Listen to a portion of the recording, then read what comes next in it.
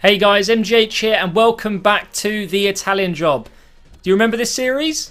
I've got no idea what happened with it. I've been talking to Calfreezy. He said he would upload it, but I think he's been a bit too busy with the whole moving into his new flat and stuff with Harry and Calux. But either way, I really wanted to finish off this series because I don't want to end it when we've barely got into it. So in this episode, you're going to see about 4 hours worth of gameplay all in one episode. It's taken me absolutely forever to edit this together, but for me it's worth it, and I want to finish the series that I started. I'm not sure if Calfreezy will or not. I can ask him if he will, but I think it's doubtful because FIFA 15 is right around the corner, but I said I'd finish it. So here we go. We lose this game against Arsenal, and that was the end of the Champions League reign. That's it. We're finished in the Champions League, unfortunately. We didn't do too well, so now it's just the league left, and I'm going through each and every game very, very quickly. You're going to see kind of like the last 15 minutes of each simmed match, just so you can see the result and who scored and things like that. Obviously, I'll be showing you the table every now and again, and also some of these squad updates so you can see how they're getting on. But at this point, we finally reached the January transfer window, and it was a chance for me to make up on the mistakes I made at the start of this series, where although I signed some great players, I probably missed out on two very important players that I should have signed. One being a left-sided player who can play on the right. So for me, I went for Varela. This guy from Porto used to have 5-star skills, I believe, a couple of FIFAs ago. But now it's 5-star weak foot, 4-star skills. Can play on the right, the left. You could even play him down the middle if you really wanted to.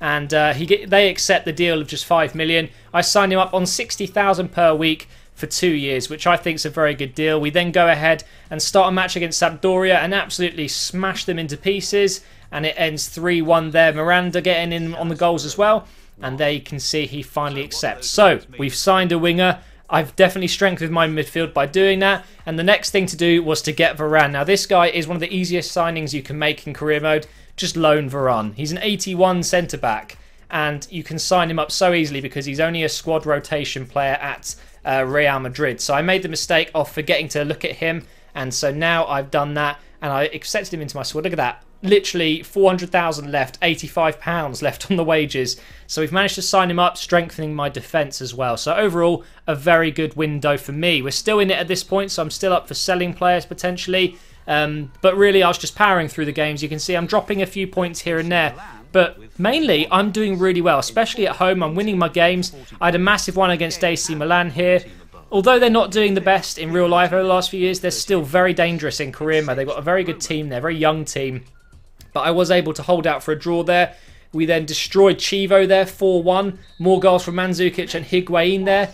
You will see the top scorer at the end of this episode, which is very interesting. But we get an offer here from Parma for Britos. Now that I've brought in Varane, I really don't need another centre-back, so I was willing to let him go. He did sell, and therefore, if anyone needed a new contract, I could afford it. But at this point, after 22 games, we were 9 points below Juventus and a nice comfortable amount above third and fourth as well. So at this point I was quite comfortable in second, but I wanted to push for that first spot, so I really needed to win some games. We win 3-0 away from home there. We then get Sassuolo, who we absolutely annihilated at the start of the season. We go ahead and beat them away from home 1-0.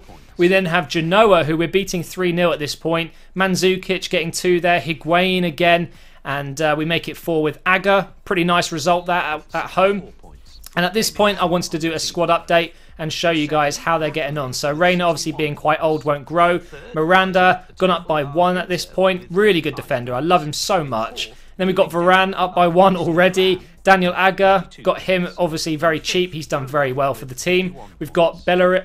What am I talking about? Barami, Mavuba, and Calayon all staying the same.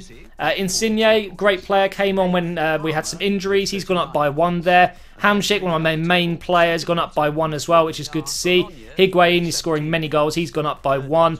And Mandzukic, who is my top scorer at the moment, has gone up by 1 as well. Dashmali not doing so well there, a bit unhappy. Jorginho up by 2, a great backup player. Fernandez up by 2 as well, which was great to see. Raphael, have been playing him not so much. Been using, obviously, Pepe Reina more. But most of my players who were getting on a little bit, you know, including Pandev and Albiol, they haven't grown at all. Zapata up by 1. Goulam's gone up by 2, which is pretty good, despite not using him once, because obviously I don't play a left back. I have 3 at the back. We've got Dries Mertens there, who has obviously been injured quite a lot. We've got Inler there, and look at Colombo going down a lot. Kadori up by 4, Ravini up by 4. Lots of players that are out on loan there doing quite well. But now, back into the games. We've got loads coming up here. We've got an away game here against Livorno, and we actually do go ahead and win that game with a penalty. But then we go against Catania, and we actually drop 3 points. Not what I wanted to do when I want to get first position and catch up with Juventus. But then, you know, this is where I'm inconsistent. We come up against Roma, one of the strongest teams in the league, and we beat them. I absolutely have no idea how. Benati obviously did get a red card, but Mandzukic is just on fire. Pandev came on as well and scored. So now after 28 games, we're getting closer. We really are. It's only 5 points now. Do you reckon we can do it? Do you actually think we're going to beat Juventus? They haven't lost a game yet. I mean, that's incredible. 2-0 against Fiorentina. Very good result there. And then we go against Torino. And guess what? We drop 3 points once again. Just not good enough. 4 minutes in, they score. And they hold it on for the rest of the game, which sucks. Now we go against Parma. And it's just so inconsistent. We were winning the game for so long, and then they pull one back, and it's 2-2. So it's another 2 points dropped. Big game against Lazio here. Higuain with a double. Pandev comes on and scores. They score. Klose misses a penalty, and it stayed 3-1. So that's a great result against Lazio. They're very happy with that. And then the big game, which was a huge letdown. What can I say? It finishes 0-0 against Juventus. That was my opportunity to win and get even closer. And at this point, 3 points behind them. They do have a game in hand. They still haven't lost a game, so hopefully they will soon. But I knew I had to win every single game until the end, pretty much. And straight away, we lose against Udinese. What a surprise. Awful time to lose, and drop points is not what we needed to do. Then we have Inter, who are in third. They almost beat us. That would have been awful. 1-0 was the end result there. We then have Cagliari. We beat them 2-0. Pandev again scoring. I told you I shouldn't sell him. He did pretty well this season, I've got to say. And now we're getting really to the end of the season. Napoli winning 2-1 against Sampdoria here. Mandzukic gets a little injury though. Higuain scores 2. And then against Verona, I think this was the last game of the season actually. We get a comfortable victory, 3-0. So can we do it? No, unfortunately not. We lose by 6 points there. Juventus lost 1 game all season. I'm not sure who they lost to. But either way, guys, we finished second. And I don't think that's too bad at all. If Calfreezy does finish, I'll find out where he finished. And we'll see who won. Hopefully it's me. I think that's a really good result in the end. Mandzukic was my top scorer there. You're probably wondering where Higuain is. He's all the way down here with only 10 goals, which was a surprise. It felt like he scored a lot more than that. Hamsik scored 10 as well. And on the assists, Mandzukic heads up the top there. Insigne, Higuain and Hamsik all chipping in with a load of assists as well. So pretty much, guys, Mandzukic has been absolutely amazing for me this season. You can see my biggest win was 5-0. My biggest defeat was 3-1. And after playing 45 games, we won 26. Not too bad at all. And here you can see the average game. We've got Rafael on top there, which doesn't count. He's only played 1 match. But Mandzukic, after 35 appearances, 25 goals and 9 assists. What can I say? Absolutely fantastic by him. And at the end of the season, we're going to finish off with a squad report once again and just make sure that we've checked every player throughout the whole season and see how they've grown. So basically, it stayed very similar to how it was when we last did one. A few players here and there did a little bit more growing.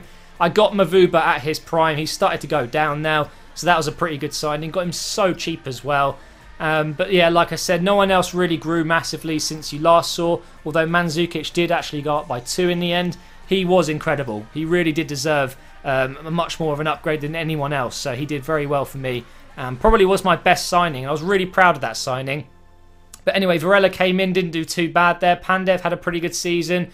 Barami stayed the same. A lot of the youngsters, obviously, I didn't really use, so I wasn't too bothered about their progression. We used Jorginho a little bit here and there, gone up by 2. Miranda was one of my favourites this season. He went up. Djmali stayed the same. El Kadori went up by 2.